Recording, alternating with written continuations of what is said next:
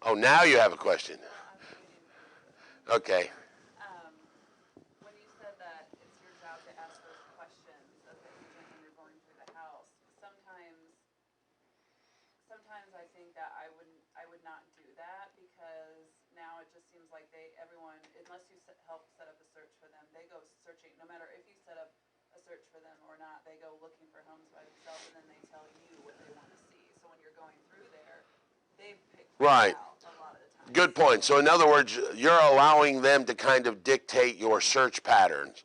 One of the things you might want to do then to help eliminate, and this goes back to what I was talking about, the different way you do business, is when they call and say, hey, I want to go see the house on 12 Smith Street. Hopefully, you can jack with them long enough to pull up and go 12 Smith Street. Oh, okay, so are you guys looking for 3-bedroom homes? Is that what you're really looking for? And it says here, this has got a 2-car garage. I mean, I've got a lot more information than you do. Is there something else you're looking for to make sure this house has it? You might try and get that pre-qual done.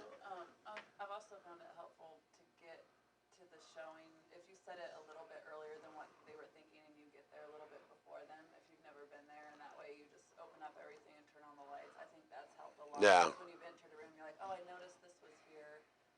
You know, I thought you might like this. Yeah, once again, that goes back to what we're talking about, that pre-plan, like a listing versus, hey, I'm sitting here right now. It's always hard to meet a client, A, that you've never met, or even one that you have met, to show a house that you've never seen.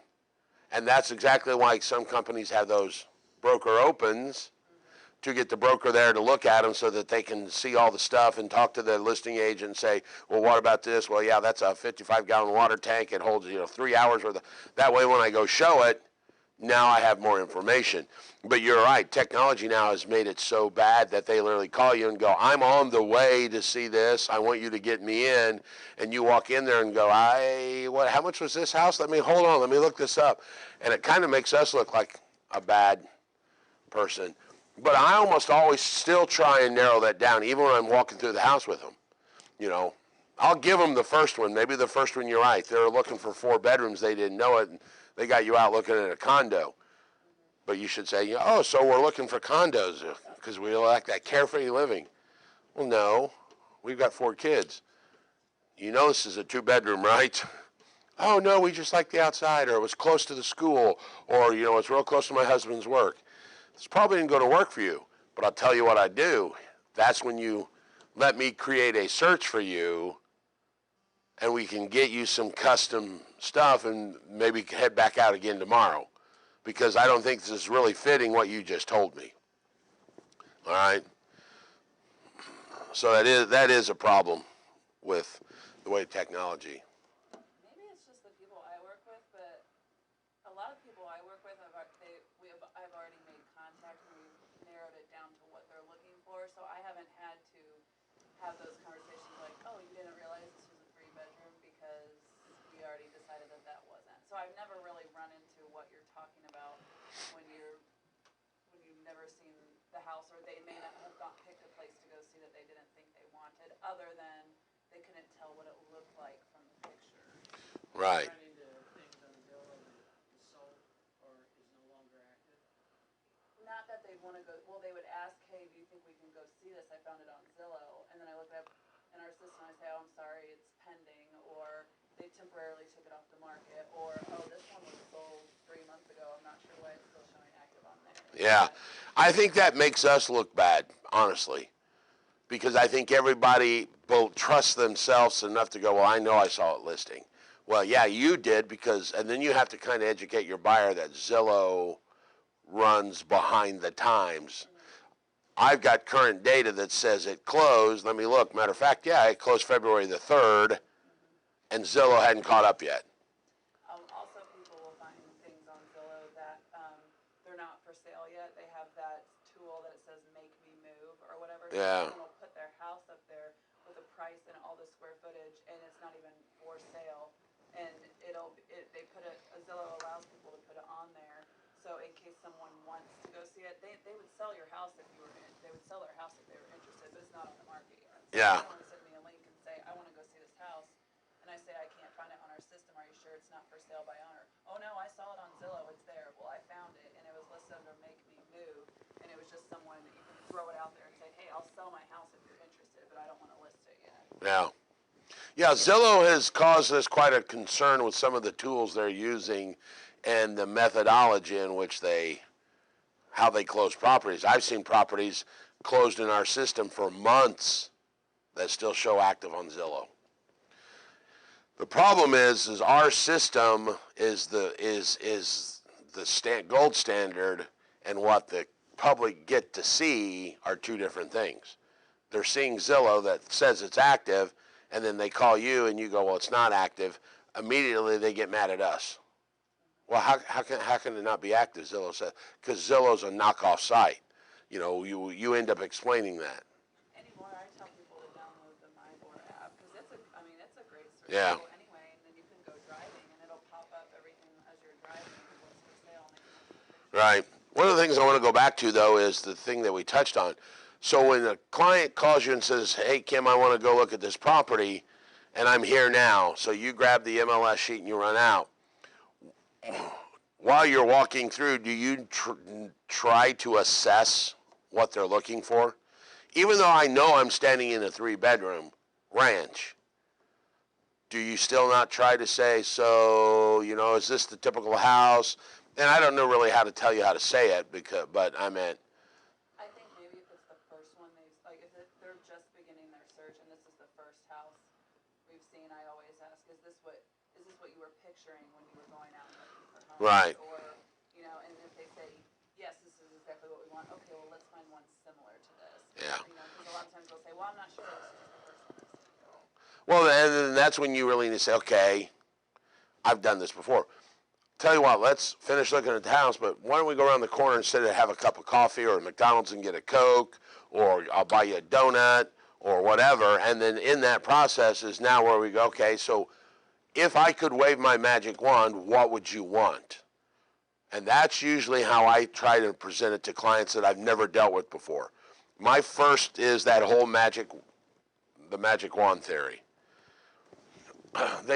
Some guys are big advocates of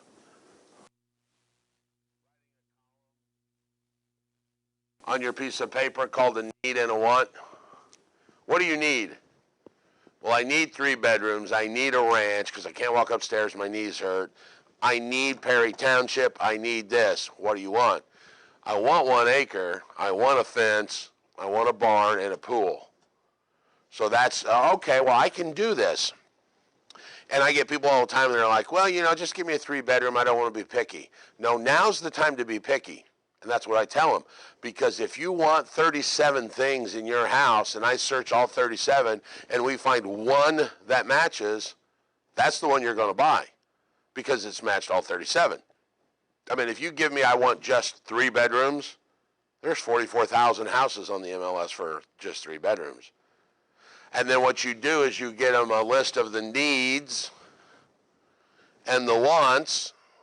And as you search, if you don't find anything, you slowly prioritize their wants.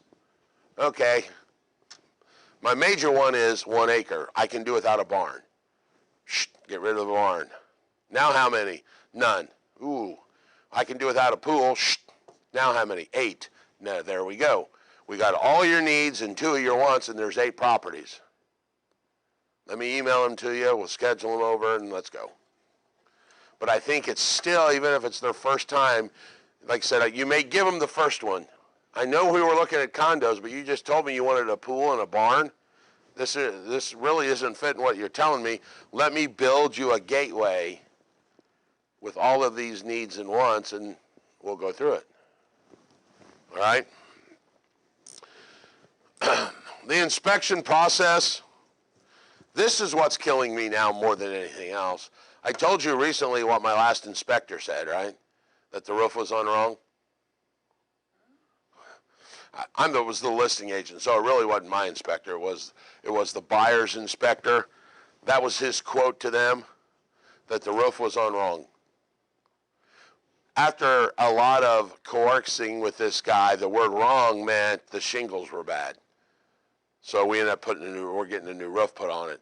But the point being is that was just, you know, if we'd have just went with his inspection report that the roof was on wrong, it would have been a problem. And I'm having more inspection processes killed or more deals killed now due to the inspections or not.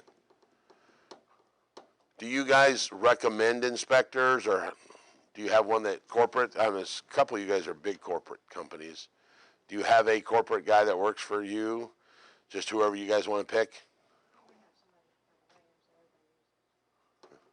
Is he like the corporate guy, or is it just because he's good and everybody uses him? All right.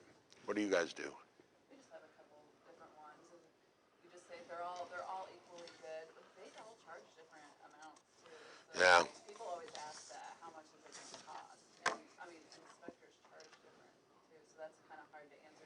We can go with the cheap guy, or we can go with the expensive guy, but they give you the same report. Do they give you the same report? No, well, one of them has a lot more detail that if you needed that in a home, but some, I don't know. But, I mean, Well, I guess what I was thinking of, remember you can get add-ons. yeah. Do you want a termite? Do you want a radon inspection? Do you want a mold inspection? If it's an FHA, we might have to do a septic test where they leach to see if it's leaking. So all of those things kind of play out in your home inspector. What are you getting? What do they got? So the inspection process, the guy that I use is an educator. He teaches here at the school. My big deal with him is he likes to take the buyer in with him, and the process becomes like 4 to 4.5 hours. You know, thank God it's not my money he's messing with. It's his money, and I guess he can do what he wants. But you would think that he could be done in an hour and a half and do the same thing without having to explain every time. You know, this is what a ground switch looks like. Yours is defective. That means, okay, do they really need to know that, in my opinion? That's why you hire a professional to go, hey, the ground switches were bad in the kitchen outlets. We need those fixed. Okay.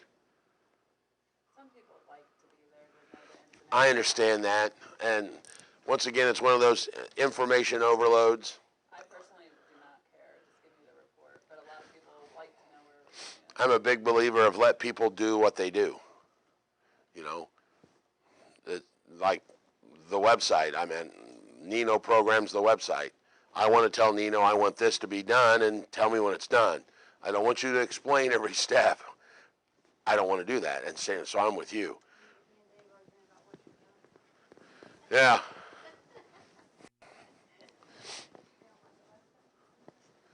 Do what? Huh? Good morning. Glad you could join us. So the inspection process is one, though the one bad thing about the inspection process on the buyer side, remember, this is usually the POC, paid outside of closing. So you guys should look at this not only as an inspection process, this is also an insurance policy. I had my guy, his name's Ron Adams, my stepson and his wife were looking at buying a house, and I stopped David. I'm like, hey, hold on, let's have an inspection. David's a carpenter, and he thought he was pretty good. So Ron went down there to Bloomington and looked at it. By the time Ron was done, Ron is like, I will pay you to not buy this house. Because the foundation was off. It was a wood foundation that had fallen off the back. And he goes, this is going to crumble, yada, yada, yada. So literally what happened is we paid Ron and then didn't put the purchase agreement in. And it was an insurance policy. That's all it was. So to some degree, you kind of have to look at that's what it is. And another thing that we do wrong in our system, which we do now because of the money cost, you guys understand that we are supposed to have the home inspection before we put the offer in. That's the way it was originally intended to be done, because that way when you put your offer in, it is subject to the roof being bad and all of that. That way you don't have any of that, well, we'll put an offer in, have a home inspection, then we got to come back to you and negotiate again because we found these things wrong. That's not how we're supposed to do it. But because nobody wants to take the chance of paying a $275 or $350 inspection and not put an offer in, we now save the buyer money by going, oh, let's put an offer and get you to accept it. 80% of us know damn well that once the inspection comes back, we're going to renegotiate again anyway. Well, isn't the purchase agreement, it's written in there, it gives you an inspection period, so Yeah. has that been modified since? Well, I think that we've adopted that to try and save the buyer money. Just like the whole thing about it says a major defect can allow the buyer to get out. The reality is any defect can, whether it's major or not, because you lied to the guy to get in. So we try and put language in there to make it more simplistic, I think. But in the long run, the reality is we're supposed to have the inspection, then put the offer in. Another good example is you got 2 banking days to put the earnest money in. You're supposed to give the earnest money with the offer. But because of technology and we're like, you know, yeah, because I'm not going to drive all the way to Greenfield to give a check and an offer when now we've got this new thing called email and I can send it to her in a minute. But theoretically, you're supposed to give it when you give the offer because that's one of the pieces of the offer. But because we don't want to drive all the way over there, what we do now is we take a picture of the check and send it over and say, I got the $500, here's a picture of it. If you accept it, then I'll send you the check. Because I've had probably hundreds of questions, maybe not hundreds. What happens if someone accepts your purchase agreement or you accept someone's purchase agreement and the earnest money never shows up? I get that question all the time. I actually had it happen on my last deal. You know, they did exactly that, $750 earnest money, here's a copy of the check. We accepted the offer. About 6 days later, you know, I'm still calling the other agent, where's the check? Where's the check? We haven't got it. Oh, we mailed it to you. You didn't got it? You didn't got it? That's good English. You haven't got it? No, we haven't got it. Well, if you don't get it tomorrow, we'll mail you another one. So about 10 days after we had accepted the purchase agreement, we finally got the check, and I went straight to the bank and put it in because I was kind of afraid it wasn't going to clear, honestly. So I meant you get caught up into that. So do you really have a purchase agreement if they didn't send you a check? Wasn't that a question something? I don't know. Is it a question? It's not a question. Yeah, but you can put 0 down. But if they put 200 in the contract and you accept it and they haven't given you the 200 yet, are they in default of their contract out of the gate? Yeah, that's why you're supposed to give it with a purchase agreement. But once again, we're lazy and don't want to drive all the way to Greenfield to hand over the check when I hand over the purchase agreement. So we have modified everything for us to be lazy. That's another example. Or cheap, maybe that's a better word.